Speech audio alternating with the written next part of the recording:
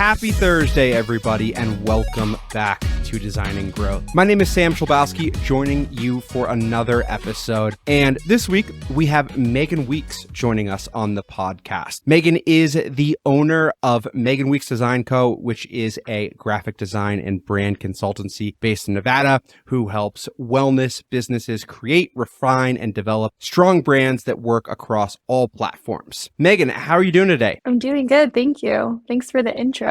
I love how you got every little piece of my bio in there. That's awesome. Being a podcast host is a skill that I've been slowly trying to hone in.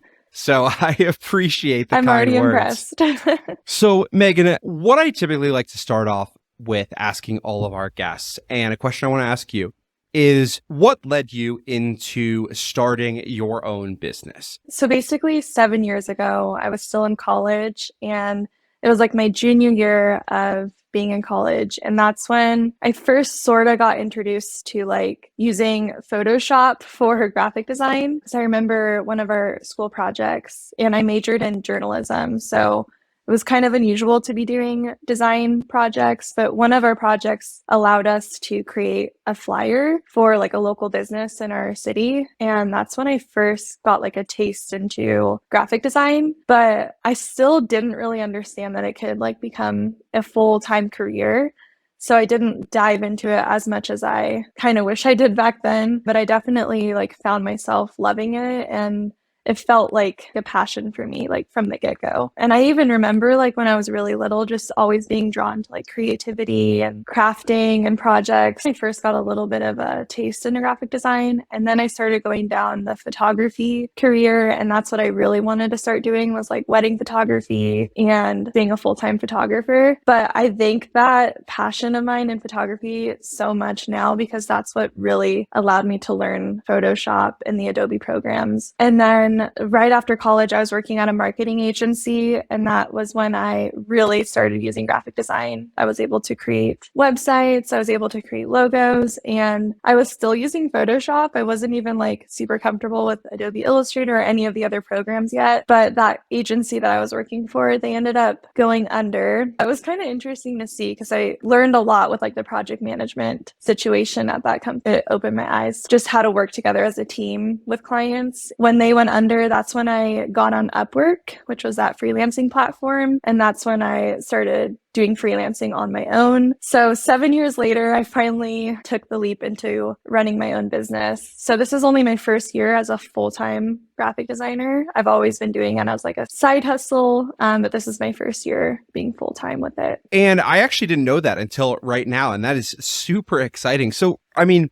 reflecting on your first year of full-time running your own business, what are the big things that you've learned? I'm actually kind of glad I waited to take the leap into doing it, because I could have 3 years ago probably done this, but I really set myself up before going full-time with understanding how to manage clients, having the right contracts and proposals, really having the client management process down so that I wouldn't be wasting months and months figuring that out instead of actually designing. I learned a lot in that way, that's so important to have the project management stuff figured out before running your own business. But then also just like finding a good balance with yourself, because when I did go full-time, I did not give myself any sort of break. I just jumped right into going crazy with it, like from the moment I woke up to the moment I was ready for bed. And that I quickly realized you can definitely burn yourself out even if you love it, finding that balance of still taking care of yourself, but also having your business. So I definitely learned that lesson very quickly. And the way that you approach that, I think, is super smart, that you were very intentional about setting up some of these systems and processes before you went ahead and kind of jumped in both feet into the deep end. How have you organized your process for working with clients? Because I think that this is something really helpful for other folks to know who are considering making a similar jump. What did that process look like for you? What tools did you end up using for that? When I look back on when I didn't have any sort of tool, I definitely had a lot of like trial and error and figuring out like how many projects I can handle at a time and how to communicate with my clients the best way. A good friend of mine was using Dubsado, and that's when I first got introduced to programs online that can help you organize everything and have everything in one place.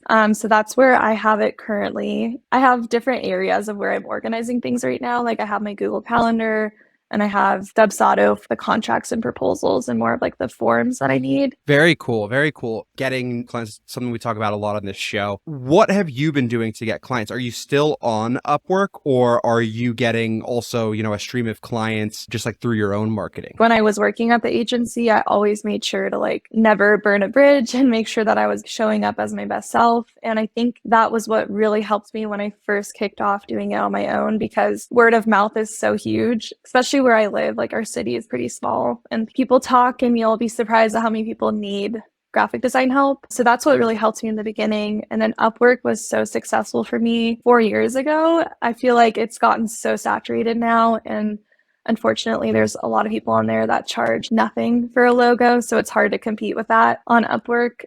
So right now, it's honestly social media. I try and make content every single day and get on TikTok, get on Instagram, get on YouTube. And that's been huge for me because you'll reach people from all over the world, which is awesome. You're pretty active on YouTube as well. Is that a marketing channel for your business as well, or is it something like maybe just entirely different that you're doing? Yeah, I feel like so lucky that it's turned into what it has now, because when I first started on YouTube, it's so embarrassing. I have videos that like are way old that I would do like fashion hauls or like show the clothing I bought online. And I was just doing it for fun. Like I never thought YouTube would grow for me until I posted a video like 3 years ago about my logo design process. And that's when I reached the whole graphic design community. And I realized that there's a need for more voices in the community. And that's when I got more and more consistent on YouTube. And at the time, I really wasn't doing it for like financial benefits or anything like that. I just loved making videos. I have like a passion for that too. But I'm so thankful that I kept up with that, because YouTube is, in my opinion, the best platform for shelf life for your content. I have content from 3 years ago that are still getting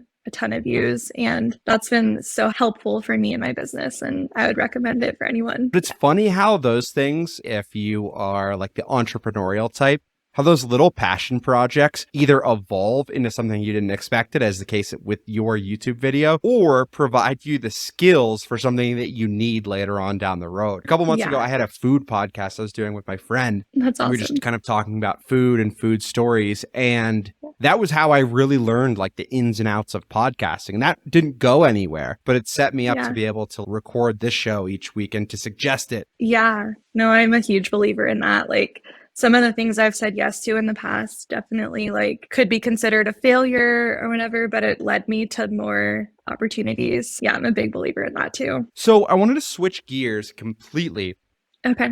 And ask you, as someone who is a designer, a brand consultant, what are some of your favorite brands out there? Well, I definitely have some dream brands. I was thinking about that the other day, like dream brands I want to work with. I'm always drawn to minimalism and simplicity in a brand. And I love Lululemon. Of course, I love their clothing, but I also love just how simple everything is. It's just so like attractive to the eye, and I find that so cool that it's just so minimal yet effective. So that's definitely a brand I've always been drawn to. There's so many brands that I honestly just buy because of the look of it. Of course, there's makeup brands that I like. At Sephora, if you go in there, I'm always drawn to the ones with like the simple labeling. I just find that the most beautiful in my opinion. But I would say Lululemon is definitely up there for me in terms of a brand that I would love to work with one day. So we can talk Sephora for a little bit, because I am very familiar. I've been in there way too many times with my wife. But the shampoo that she uses, Olaplex, has some really nice packaging, in my opinion. I don't know if you've seen that before, but I love their packaging. I would agree. Yeah, that actually reminded me too. This isn't in Sephora, but it's a brand called Prose. It's Prose. And I recently purchased shampoo and conditioner from them because one of my friends was talking about it. And when it got delivered to me, it was like the most impressive packaging I've ever seen. They had like personalization all over it. Like they had my name on the box. Whoa. This whole printout sheet of where I live and how that's affecting my hair health. I just thought that was so cool. I'm like, wow, they like really took their time to present everything to me. That type of stuff can be so powerful sometimes. The folks that really change the game with their packaging, of course, is Apple. Everybody's saving all of the Apple boxes that they got. There's a reason why you do that, because it's not just a cardboard box. You're like opening an experience. And I don't know about you, but I have, I think, reused one of those boxes a single time Oh yeah, when I like same. sold a phone by myself. One Yeah. time out of dozens by now Apple devices. No, same here. The other day, like I had my Apple Watch box that I've had for like years. Why do I not want to throw this away? And it's still in my desk drawer. I'm like, I don't know what I'm gonna do with it, but it's nice. And same thing for that hair brand, the card that they put in the box with the details of where I live and the environment, how it affects everything. I literally use it as a bookmark in my book. So yeah, it works. I know that within your business, you have kind of defined your niche as like wellness businesses.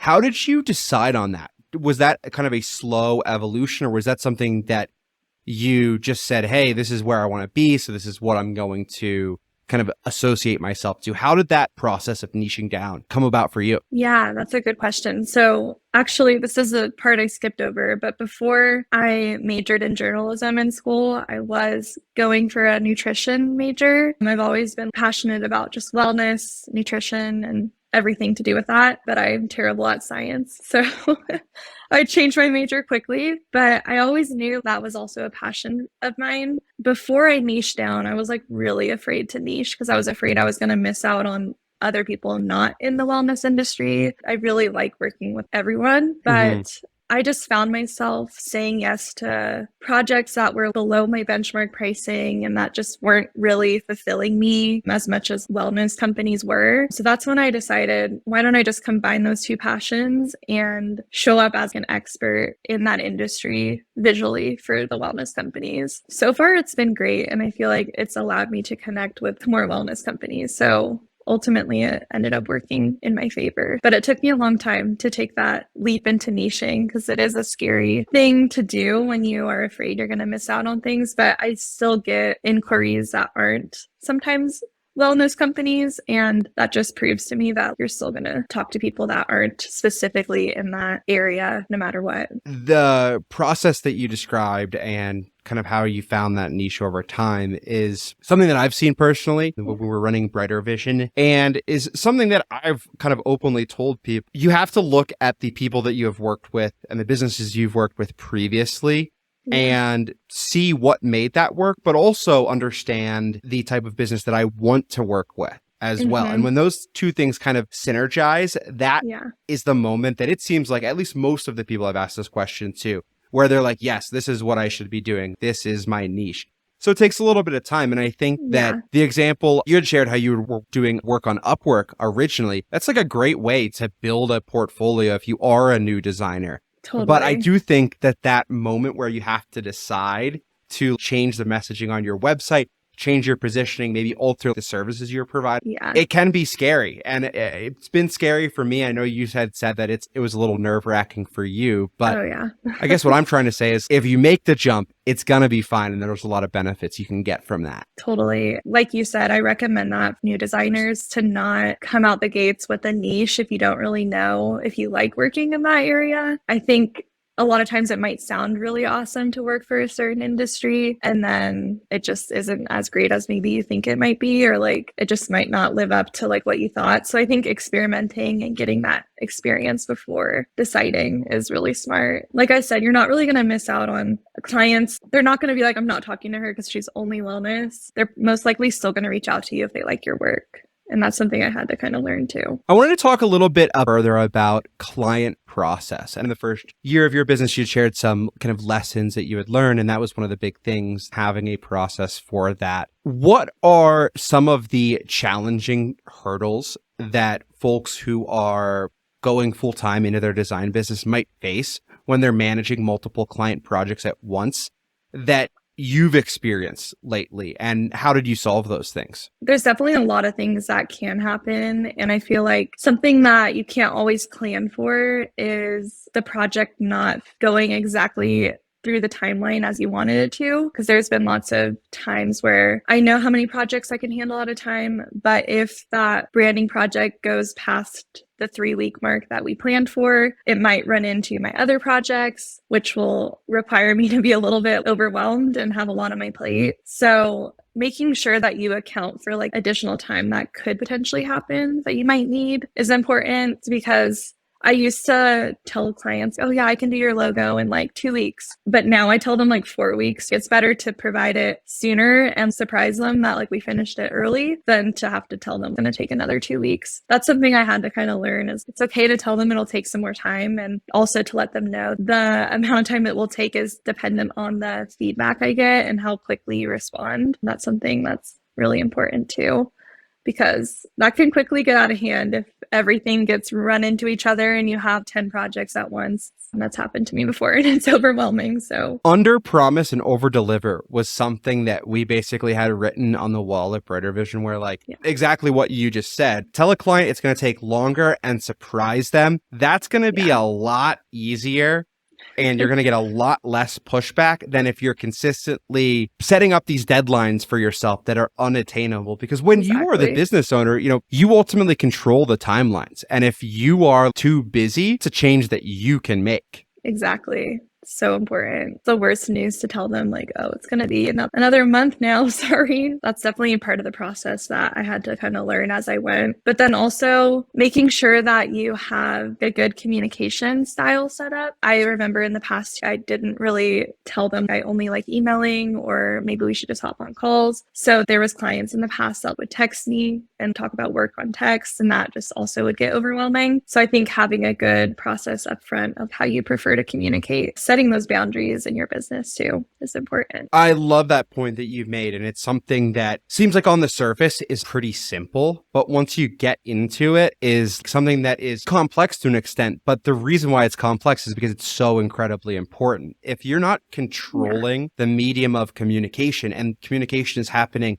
across all of these different systems, you can't track anything. You can't log anything. You can't know where there's holes in the ship that you need to patch within your process. I just actually was making some content about making sure that you never start a project without a contract, because even if it's like your friend or a family member or someone that you really trust, I think it's important to have that process no matter who it is you're working with, because you just never know. Like, you never know what can happen. And contracts just protect both of you too, and it makes sure that you're on the same page. And that's important to have. Referring to my old experiences when I didn't have a contract and things happened where maybe the revisions went past the amount that I usually let them go past, and another month down the line still working on revisions and you're not getting paid for that. It's just important to have that contract from the get-go, no matter who it is you're working with. In your contracts, how intentional and how much detail do you have to provide to the scope of the project to avoid that sort of like scope creep? Yeah, I've been adding to my contract every year for the past like 7 years. I would say mine's actually probably smaller than most people's, because I just kind of go over the basics of this is the scope of the project. And then I also go into the details of like how many revisions before additional charges. And then I also have an area for them to initial under the important parts so that I make sure that they're actually looking at it and reading it. Another important line item on my contract is that they're paying on the payment plan due dates. And if they don't pay on those payment plan due dates, that there could be an additional fee for a late fee.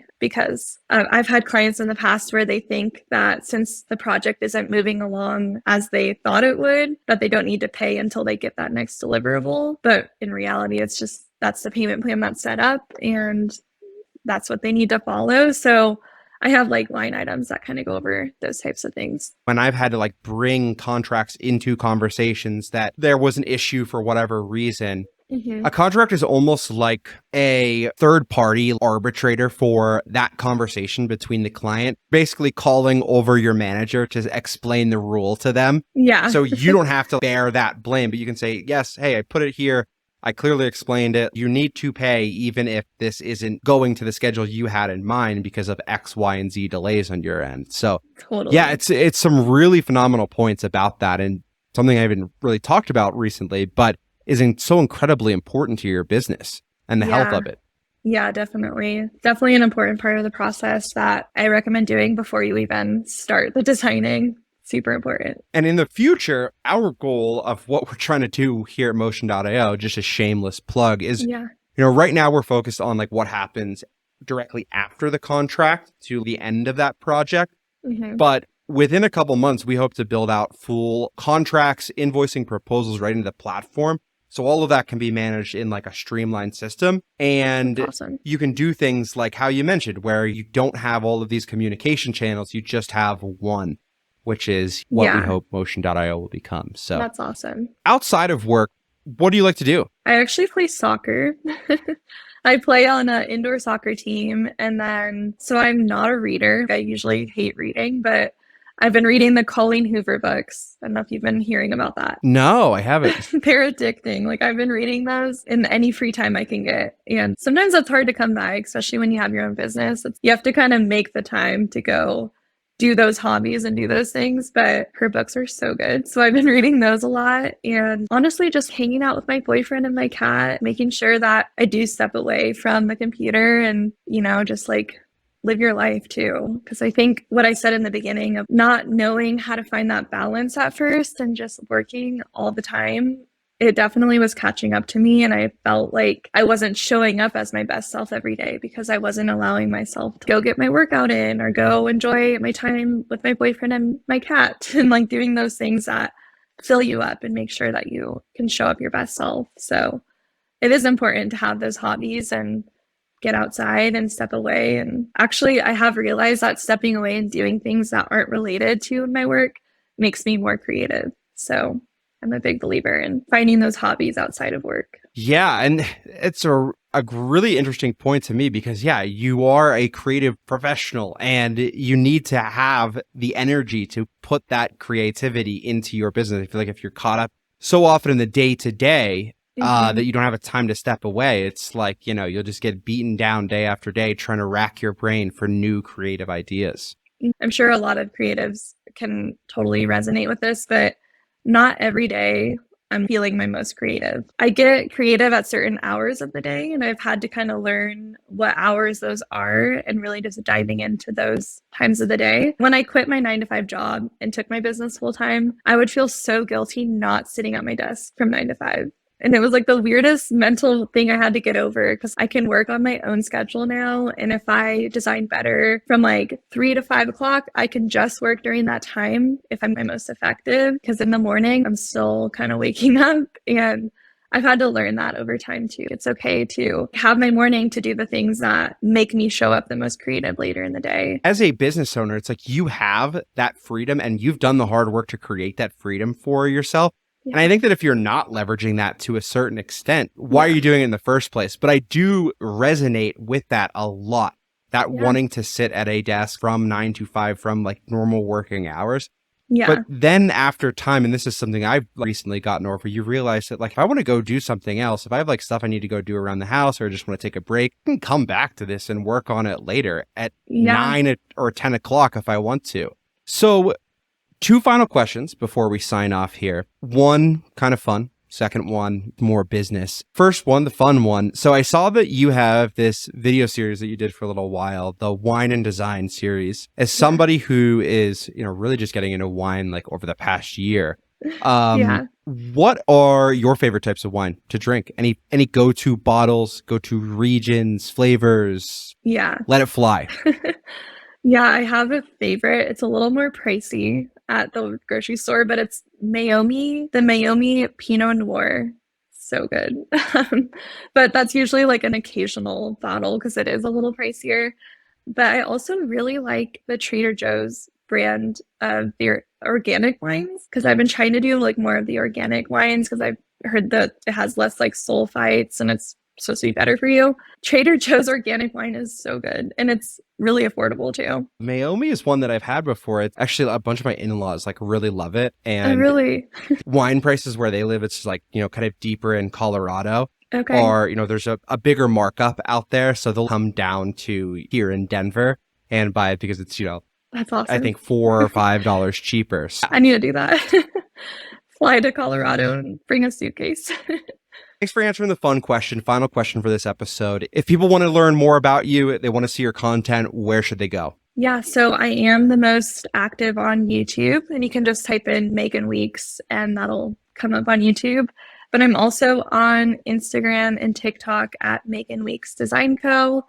And yeah, I'm active on all of those platforms. And I'd love to connect with everyone there. Amazing. And we will put links to all of that in the show notes of this episode. Thank you, everybody, for listening and joining in on this episode of Designing Growth. Megan, any final things to add before we sign off here? Thank you so much for having me on. I really appreciate it. And if I could tell anyone anything, if they feel the pull and the drive to take their business full time, I say take the risk and do it, because there's no such thing as failure. You're going to learn no matter what. I love it. Yeah, do it. Start that business, make that leap, grow to that next level. I think that is a perfect way to sum up this episode. Megan, thank you so much for sharing your time and your expertise today. Can't thank you enough. Take care, everybody, and talk to you next week. Bye-bye.